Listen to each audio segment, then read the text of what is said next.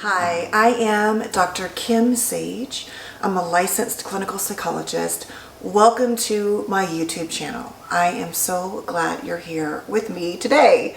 I've been really trying to dive into this trauma series and the idea that this trauma brain that we have in childhood, how we often get stuck in that way of operating in our adult lives.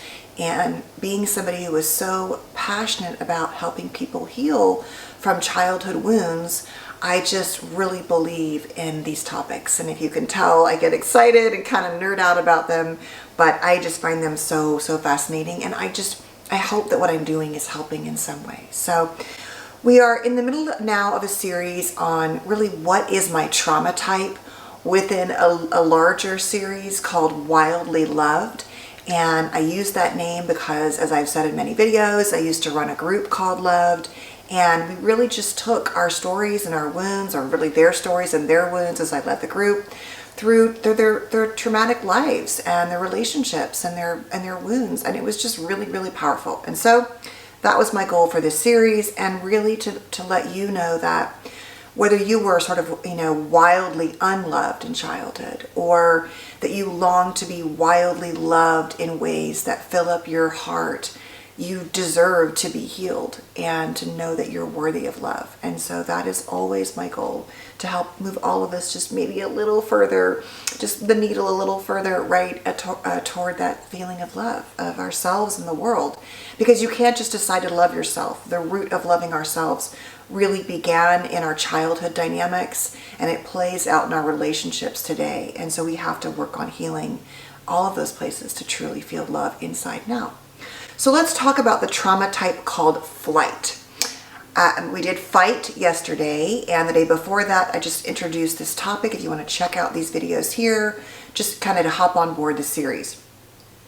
Really quickly though, I forgot to say, if you're new here, please consider subscribing and clicking the bell, and that way you'll get notified when I post new videos. And please check out my courses I created down below. There's a link. There are checklists, there are some free resources and free courses. There are paid courses really about how to heal your wounded inner child and your inner adult.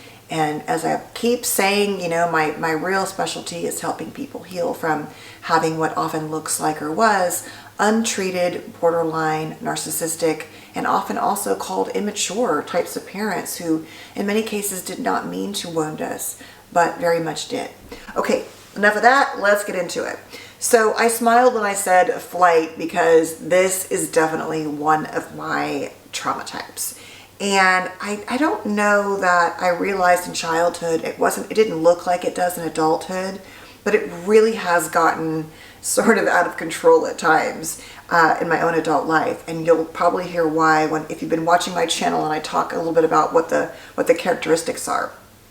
Basically, it's like Pete Walker's book, which I'll be referencing throughout this series of videos. This book here called Complex PTSD from Surviving to Thriving is part of what I'm using as the base, and I'm going to add things to it. Is that basically it's like having an on and off switch. And so when it's on, it's like full blast on, and we're often very hypervigilant. We believe deep down inside that doing, not being, is what makes us worthy and valuable people. And so there's this unconscious belief that perfectionism will make us safe and lovable. And so we're always rushing to do and achieve and go. And Pete talks about we rush in thoughts like obsessions. We can be very obsessive thinkers. And we also compulsively engage in actions that help us deal with these feelings. And so we're thinking and doing really to the extreme. And it's this relentless flee, he says, trying to sort of flee the inner pain of abandonment. And that is really symbolized by this idea of busyness, right? We see a lot of workaholism, of doing. For me, I describe it as no matter what's happening in my life, I always feel like I have to live in the next thing, in the future. I have to work all of the time. It's never enough. And that I'm one step away from losing everything. And some of those feelings I have are not crazy. They manifested as a result of life experiences, and maybe at one point I had security and different times I didn't. But even when I had security, I didn't necessarily really feel it. And though I do have a lot of security today and have had it for quite some time, I can get really panicked. You know, one more video, I just need to make one more today. And even though I'm so tired, I can't function. And so my journey in this, and I would say this is yours too, if you have this as a go-to type, is learning how to not just have on and off, is learning how to have that in between, and to not be driven really unconsciously all of the time. Because what happens is we pay a price for it in our health and our mental health, you know, certainly having things like anxiety, we can see OCD at the extreme.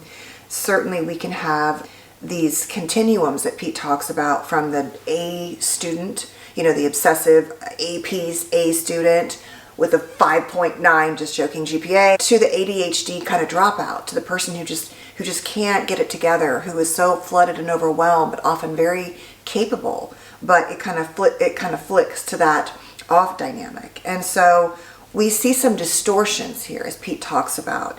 And the distortions for the flight are, we have to perfect to connect. So I have to be perfect, right, for you to be connected to me and myself and the world. And I have to also be perfect to be safe. And so that is the dynamic that sets us up.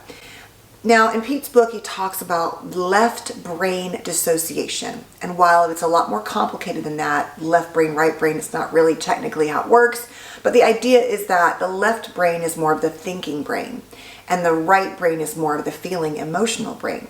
And so in the flight dynamic, we are experiencing what Pete calls left brain distortion. Basically, when the obsessive compulsive flight type is not doing, she, he, or they are worrying and planning about doing. And what this looks like for me is that I'm always thinking about the next thing, like I said. And so even at night when I can't fall asleep, I'll start manifesting like, okay, what do I need to think about now? And what's that next topic in that video? And how am I gonna, you know, create my course? Or what am I not doing right to make this go better? You know, just always. And what that's doing is that, you know, in some ways, yes, that behavior gets rewarded in the world. We tend to do well. The world says, here, you want more success, you want more responsibility. If you're doing well, here's more work, really, is what the world says. So it also gets rewarded, which we don't talk about, in that reinforced behavior. And so it's like I said to my therapist, well, I don't want to necessarily turn that off, because if I turn that off, that puts me at risk for not being safe and losing everything. And because I'm aware of what I'm doing, like, it's a funny conversation to have when you have two psychologists, two therapists together, and she's saying, you know, you're living in this response. And I'm like, yes, I know, and I don't like it, but you want me to like consider giving that up? No, thank you. I don't want to lose everything I have. So no. But I know that's not the best way to approach it. And so I'm working on that. But do you see what I'm saying, where it serves a purpose? But what it's really doing is it is distracting us too from feeling a lot of the pains we have around our childhood wounds, around abandonment and alienation or neglect. And so we're just trying to stay one step ahead of that pain by not really feeling it. Now, I would argue, though, that I'm a very deeply feeling person. I've always said that I always felt like, and my kids, I think this is how they are too, and I think this is true for most human beings, but some of us really think too much and feel too much. And honestly, I know it's going to sound laughable to those of you who are younger, but that went down on the volume when I went through menopause. And I do think there's an intensity around your hormones that fuel these things, but I am still a very sensitive, very in my head, very, you know, feelings person. My kids will be like, oh my God, we're watching something. What is it we watch? Oh, Hamilton. I always cry at the end of Hamilton. Like, I've seen it 10,000 times. There are certain movies that I just always cry at. And, you know, that doesn't make me necessarily sensitive, but you get what I'm saying, right? And so it doesn't mean that if we're a flight type, we don't feel at all. We might be intense feelers, but our first choice go-to to deal with that is to be busy and to do, right? And so as a result of that, we are at risk for not dealing with our feelings, for having addiction issues, or just substance issues, or just, you know, shopping even, distractions, whatever it is. If you think of everything as a way to distract. And so that not being able to get to the off position makes it really like, oh, it'd be so nice right now to space out and watch Netflix. So what I will do is I will work my ass off and then I will watch Netflix for 6 hours and binge watch something. But see, it's off or on. And I also have autoimmune, as I've shared, so that doesn't help. But sometimes we are missing that in-between space a lot, that balance.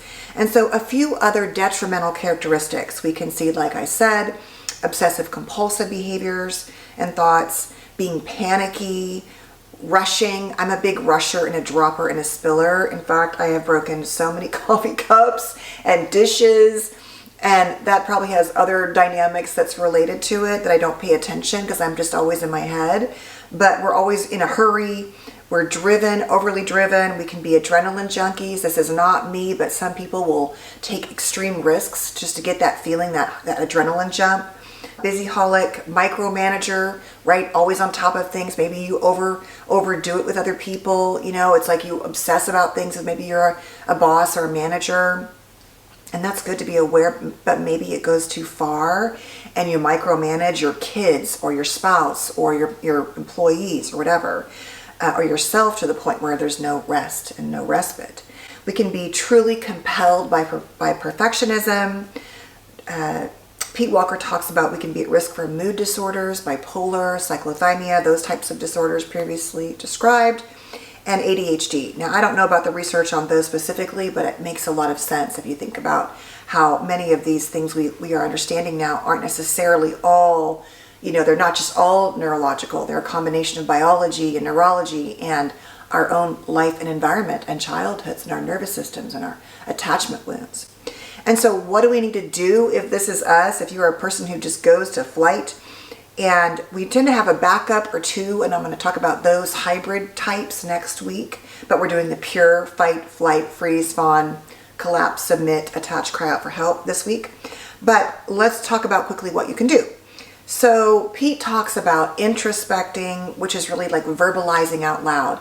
Basically what he's saying is many of these people who don't necessarily know how to connect to feelings, when they stop and go to therapy, it's the one place they have to really hear themselves talk and feel. And so having close relationships like therapists or close friendships, places where we feel safe, where we can like really get connected to what we feel and also self-reflect. We want to really work on the perfectionistic tendencies we have. Remember that really began in that inner critic dynamic, which said, okay, if I can like manage everything you do and make you be perfect, it's going to reduce your pain. It's going to reduce what it feels like to not have intimate relationships. Because remember, the intimacy is a huge issue. And also, flight keeps us from really dealing with what it feels like to be intimate. If I can sit down for 5 minutes and bond, but then hop up again and go do something, that can be a tactic that prevents intimacy. My daughter will say, Mom, sit down, I didn't used to be so much this way. What's interesting is that I think in my younger years in adolescence, because I think I had autoimmune, what I would do, and this is very ADHD, is I would procrastinate and feel like exhausted and lazy and tired. And unfortunately, lazy is one of the most common words used to describe people that struggle with ADHD. And then I would procrastinate and do it all at the last minute. But for those of us who are relatively high achievers, and I see this in a couple of my kids, we do pretty well, right? We still get an A. And so it's like, well, there's not a lot of internal motivation to plan it out and organize if you can wait to the last minute and still get an A. Now, you're paying a huge price in the stress and anxiety about the procrastination and even the self, talk you can have about, oh my God, you suck. Why do you do this to yourself? But I think what happened for me is in life, I always had that dynamic, and I'm saying me because I think this is true for you guys, for many people, is that as a child I would do that, and then as I became an adult and became responsible for my kids more and more and more, in terms of seeing them develop and what they needed, that put me more and more in that panicky dynamic. And then you add in life events and stressors like loss, divorce, job changes, career changes, things like that. It can really exacerbate that fear and that panic that we need to stay in flight. And so we want to look at confronting the perfectionism, want to move into our feelings more. Certainly we want to work on grieving and dealing with the pain and loss of childhood and the wounds we have and how we might still be stuck and holding on to those. Letting go of those attachment dynamics that are keeping us really stuck in the past. working on self-compassion. And Pete Walker talks about self-compassionate crying, which for many people who really are this style and really in their head, they don't cry. They haven't cried in years. And so learning how to connect to your feelings and let yourself cry, and even sobbing. You know, I don't remember who says this. It might be in the John Bradshaw book. It talks about, you know, when you're really crying and you're like sobbing, that wailing is about old wounds. And I know that's true. I really do believe that. We're not just sad about something, but when you finally let it out, it's this deep wailing inside. And it's usually in that kind of crying that, you know, you hear someone crying that way and you know they're really suffering in that moment. And so definitely, I would say one of the big strategies is getting into your body and nervous system. Guided meditations, which I like way better than your classic meditations where they're walking you through an exercise where you imagine being in a forest, or, you know, progressive muscle relaxation, extremely helpful. Any of those mindfulness, you know, exercise, anxiety, walking fast for your anxiety. Finding ways to get your body to soothe and calm, because don't forget, this is not just your mind going to flight. This is your entire being, your entire essence. It is in your cells and your DNA living this way, because all of your life, from the moment you're born, that nervous system, as I keep saying, sets the stage together with the attachment system. And so you have been operating like this most likely as a result of your childhood, your whole life. And that kind of circles back to the whole trauma brain, is that even though we're no longer in childhood, we are still operating from that trauma brain. And so I would definitely recommend that you get I love Insight Timer, is my favorite app. I also love Calm and Headspace. They're great for those guided meditations. And I always say this, but here's the thing. If you are an overthinker especially, you might find that the way people read certain meditations is annoying. Their accents, their voice, their breathing. And so if you're doing a meditation like that where they're walking you through something and you find yourself focusing on their, you guys know I talk so fast. I have like a speech problem sometimes. See, my brain is going faster than my mouth. So basically what happens is, if you find yourself getting annoyed with them and the way they sound, and God, she's so annoying, or he's annoying, or they're annoying, pick a different one, right? Just move on, because you're not in your meditation if you're doing that. And your mind is going to wander, and you have to get it back on track, but we don't want to be distracted by things like that. So it's really easy to overanalyze, and assess people when you have this flight type in the first place. Anyway, I'm sure this video is longer than I planned it to be, but I just want to give you guys as much information as I can. So thanks so much for watching. Please stay safe and well. Please don't forget to subscribe if you're a new visitor here. What am I, like 90? If you're new here, and I will see you tomorrow, and we're going to talk about the freeze response tomorrow. So as like I said, we're going to go through all of these, and then we'll go into the combination type responses next week. Okay, stay safe and well. Thanks guys so much for watching. I hope you enjoyed watching me in my flight response event today, and I will see you tomorrow. Stay safe.